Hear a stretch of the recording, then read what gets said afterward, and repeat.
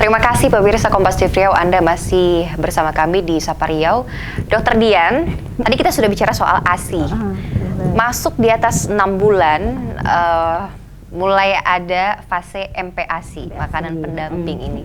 Ini kalau untuk ibu pertama ya, ibu anak pertama kadang suka gugup nih dok, takut salah gitu memberikan buburnya dan lain sebagainya. Jadi mereka benar-benar besok anak saya mau makan MPASI. Iya benar. Kok jadi gugup banget ya. Tapi sebenarnya kalau kita bicara MPASI itu syarat MPASI yang memang pas emang untuk mengoptimalkan tubuh dan kembang anak itu seperti apa dok? Lihat anaknya dulu. Oke. Anaknya bisa nggak? Gitu. Jadi 6 bulan itu kan memang hitung-hitungan dari WHO memang. Sebenarnya 6 bulan itu bukan. Sebenarnya ada satu miskonsepsi yang harus kita betulkan ya. Bahwa 6 bulan itu bukan saat memulai MPASI. 6 bulan itu paling lama loh kamu bisa ngasih MPASI. Karena pada saat 6 bulan itu benar-benar ada zat-zat tertentu di dalam ASI yang memang sudah betul-betul harus disupport dari luar. Jadi kalau kita mesti tunggu lagi atau kita bilang ASI saya cukup nih, kayaknya anaknya berat badannya nambah terus masih bagus, ditunggu lagi 7 bulan, 8 bulan, 9, masih banyak loh ibu-ibu yang seperti itu. Padahal 6 bulan itu sebenarnya adalah terakhir nih, terlambat nih, paling lambat lah sebaiknya kamu memberikan. Jadi lihat anaknya dulu. Anaknya pertama harus sudah siap makan. Sudah siap makan tuh bukan yang bisa pegang sendok sendiri, tentu bukan ya. Jadi minimal kalau dia dibantu kepalanya nggak teklek-teklek. Sudah tegak gitu ya lehernya. Terus habis itu refleks menjulurnya itu sudah mulai berkurang. Kan beda. Yang satu makanannya cair, yang satu makanannya padat. Kalau makanan cair kan lidah memang harus ngambil ke depan. Coba deh, kalau kita nyusuk sama ibunya kan lidahnya pasti ngambil puting ibunya, ngambil dodotnya tuh kan harus diambil. Jadi lidah memang harus ke depan.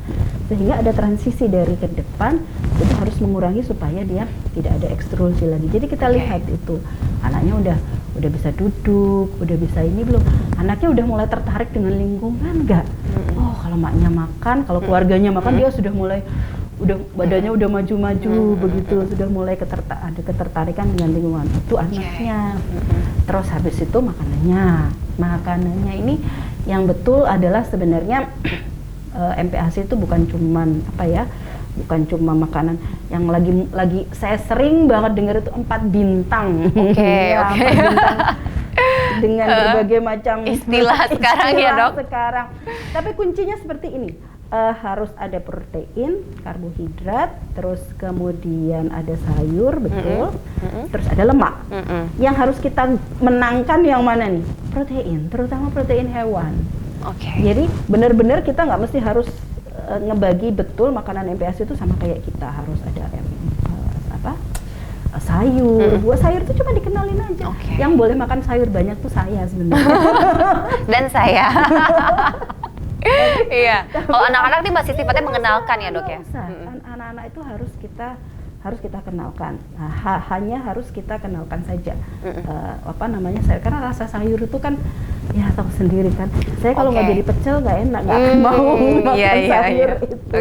Jadi tolong betul protein hewani. Apapun, nggak mesti harus salmon, nggak mesti harus tuna, ya Allah mahal banget. Ikan teri bahkan juga bisa menyamai nutrisinya katanya dok ya. Telur. Telur. Telur jangan lupa 1 butir telur sehari cukup. Kan bisa lah kalau telur. Betul. Lagi naik ya harganya tapi ya. Terakhir 18.000 10 butir. Udah turun berarti. Iya, untuk 1 butir telur. Terus habis itu keamanannya jangan lupa. Jadi kalau menyiapkan makanannya harus benar-benar disiapin harus masaknya tuh harus betul-betul higienis. Terus ini muncul lagi nih pertanyaan ibu-ibu zaman sekarang kan bekerja, boleh nggak ya dok saya masaknya pagi aja, terus habis itu tak masukin ke freezer atau kulkas. Tak masukin ke Tupperware, nanti kalau dimasak boleh banget, sangat boleh. Cuma kalau mau diberikan ke anak harus diangetin dulu, dan diangetin itu harus sampai betul-betul hangat, artinya sampai nggak mesti yang matang lagi. Jadi ada istilahnya namanya danger zone. Danger zone itu makanan itu harus kita keluarkan dari danger zone itu antara suhu 5 sampai suhu 60 derajat. Oke. Nah, itu kan kalau makanan dimasukkan di dalam kulkas masuknya ke suhu 5 kan. Itu tetap nggak bisa langsung disajikan. Atau makanan ditaruh di meja. Itu juga nggak bisa karena itu kan pasti masuk dalam danger zone. Jadi kita harus keluarkan dari danger zone makanan itu supaya aman. Aman, betul-betul aman ya. Itu berarti diangetin selayang aja sampai yang set gitu, berarti keluar dari 60 derajat. Nah, itu udah bisa diberikan ke anak-anak. Oke. Jadi kalau bicara MPASI, makan bubur, iya benar sekali. Apalagi kalau sudah GTM. Aduh, pusing sekali ya dok sepertinya. Itu gimana sih dok mengatasi GTM atau gerakan tutup mulut bagi anak gitu? Mulut. Orang tua tuh suka gini. Pertama kali ternyata ya, yang menyebabkan anak-anak itu nggak GTM itu ya.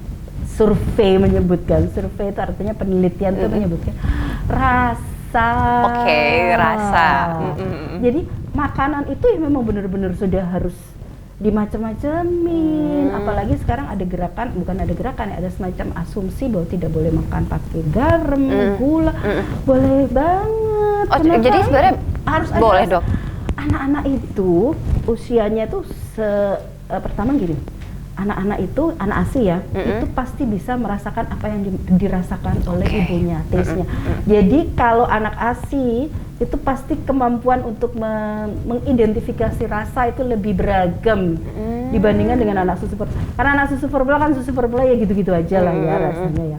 Kalau ASI itu ya udah, makanan ibunya jengkol ya kerasa tuh jengkolnya, maknya makan cabai kerasa tuh cabai. Saya jadi curiga itulah kenapa anak saya suka makan cabai nih dok. Maunya ada cabai dikit gitu loh biar semangat. Jadi kuncinya tuh sebenarnya kalau mau itu sebenarnya dirasa. Nah kalau kita ngomongin rasa berarti ngomongin variasi. Iya kan, jadi nggak mesti loh MPASI itu harus wortel, ayam, ya Allah, sayur di pasar Rumba itu banyak banget. Ada kecambah, ada ini, popot ayamnya juga bisa dibikin macam-macam. Boleh nggak makan soto? Boleh banget. Boleh nggak makan apa ya, kalau saya orang Jawa rawon gitu ya? Boleh banget. Tapi dagingnya, konsistensinya tentu harus disesuaikan dengan anak itu. Kalau kita bicara soal MPASI juga kadang suka ada perdebatan ataupun pilihan MPASI homemade atau yang fortifikasi. Itu menurut dokter gimana dok? Sebenarnya itu sebuah pilihan yang tergantung dari preferensi ibu. Sebagian orang bilang bahwa saya sibuk dan lain-lain, tapi kan saya tadi sudah bilang bisa lo masak pagi, ya kan sebelum subuh. Nah itu bisa dimasak. Cuma sekarang problemnya adalah kalau kita masak MPASI homemade, kita sering terlupa. Terlupa itu apa? Terlupa masalah zat-zat yang saya tadi sudah bilang. Benar-benar udah habis betul di dalam ASI. Jadi memang harus disuplai dari luar. Yang paling banyak itu kan zat besi. Zat besi itu 97% itu hilang udah. Jadi memang harus benar-benar dari luar. Dan zat besi itu adanya bukan di bayam kayak Popeye, tapi di protein hewan, daging merah. Nah, ayam ya dok ya. Ayam, ikan itu banyak sekali. Jadi kadang-kadang komposisi kalau kita membuat MPASI homemade itu nggak tepat. Nah kalau komposisi yang MPASI fortify itu lebih tepat. Cuma masalahnya tadi variasi. Kalau homemade itu segala macam makanan di dunia bisa ini dieksplor ya. Kalau MPASI fortified kan paling ayam wortel, apa tuh yang ada di TV-TV itu? Saya lupa itu. Terbatas lah ya pilihannya dok ya. Itu membuat anak-anak nanti umur 18 bulan udah nih, kan mereka nggak dilatih. Terus habis itu tekstur dari MPASI fortifikasi itu biasanya lebih mudah dicerna. Sehingga tergantunglah si anak ini pada MPASI fortifikasi nanti 18 bulan. Dokter nggak bisa dokter kalau nggak pakai bubur instan karena enak banget bubur instan itu kan. Lunak, lebih lunak. Dan jangan lupa ini yang suka dilupakan ibu. Bubur MPASI fortifikasi itu wangi, bener nggak? Iya. Kan rasanya. Iya benar-benar. Sampai kita pengen nyobain gitu ya.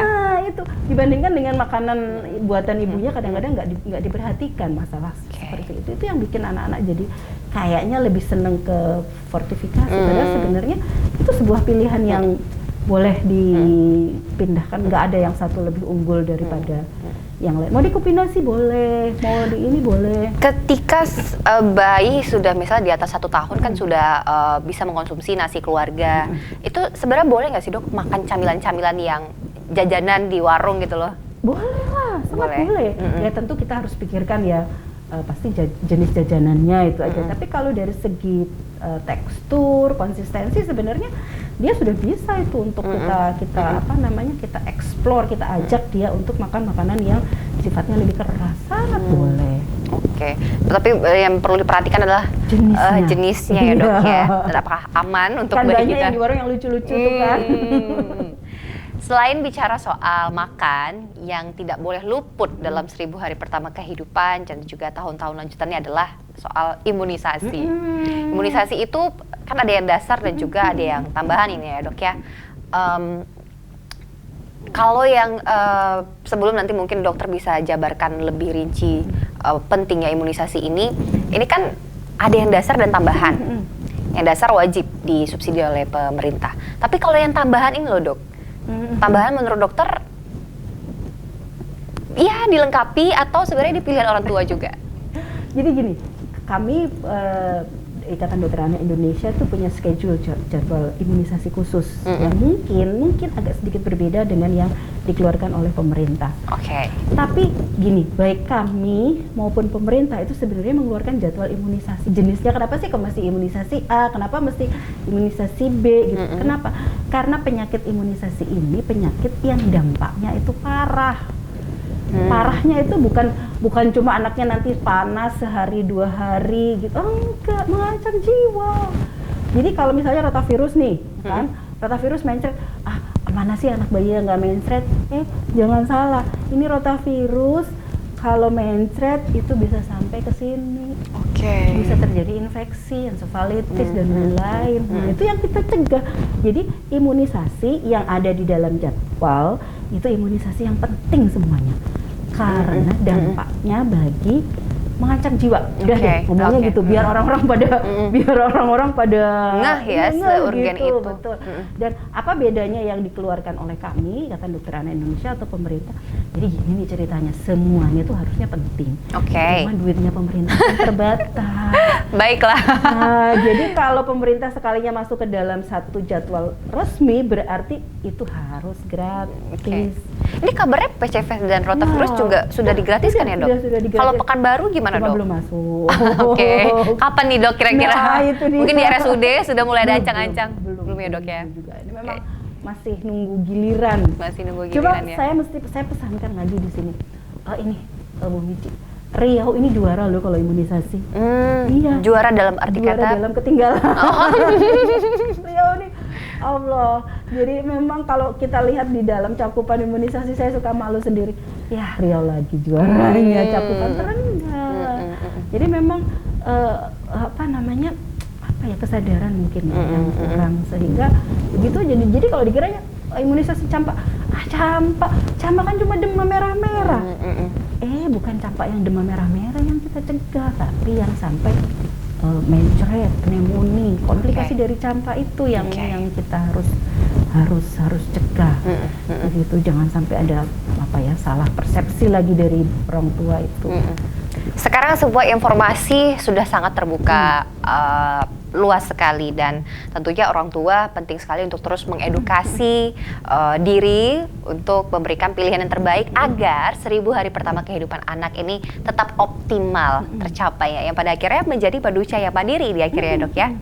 Dan tidak terasa nih dokter, kita sudah 2 segmen berbincang soal pentingnya 1000 hari pertama kehidupan anak, dan sebenarnya akan banyak ya sub-sub topik yang lain, tapi kita batasi sampai di situ dulu.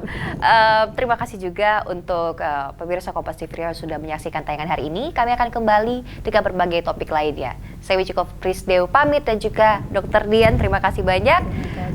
Sampai jumpa. Kompas TV, independen terpercaya.